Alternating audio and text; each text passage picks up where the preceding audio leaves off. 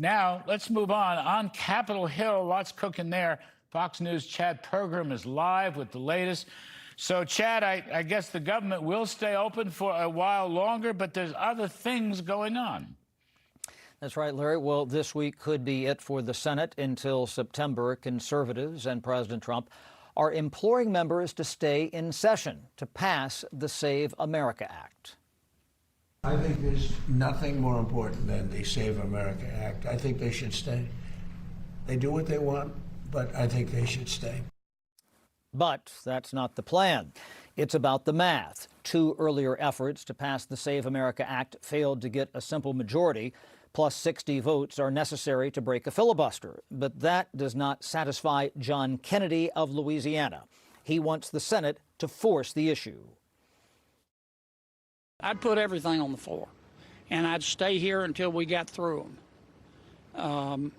And then there can be no more controversy because people have had their say. President Trump upbraided Senate Majority Leader John Thune. The president begged Thune to convince the Senate to take action, but Thune is resisting. He wants members to go home and campaign. Sitting around here for the month of August in quorum calls or having to vote on Democrat amendments is probably a good use of anybody's time. Also, there's now a deal with GOP Senators Tom Tillis and John Cornyn to confirm Todd Blanche as Attorney General. There's a committee vote tomorrow. His confirmation vote could be the final vote before the recess, maybe on Saturday. Larry? Saturday. Chad, can I just, a CR was passed.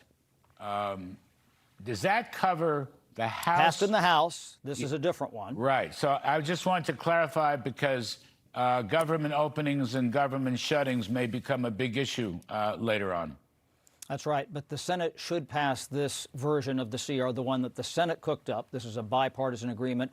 Maybe tomorrow, maybe later in the week. They have 60 votes, but then they have to send it back to the House.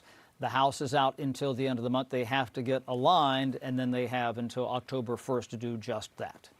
And one last question, maybe I shouldn't ask it, but in all of these discussions, are there any offsets to budget spending?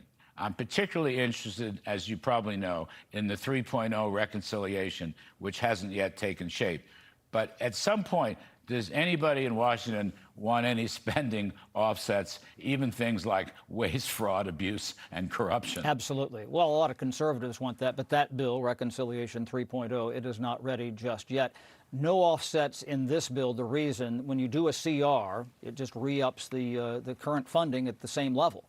So you don't have any offsets. So some view that, some conservatives view that as a cut because you're not adding more money in during that interim period that runs through December 4th. All right, we'll leave it there. Chad Pergram, thank you ever so much for the update.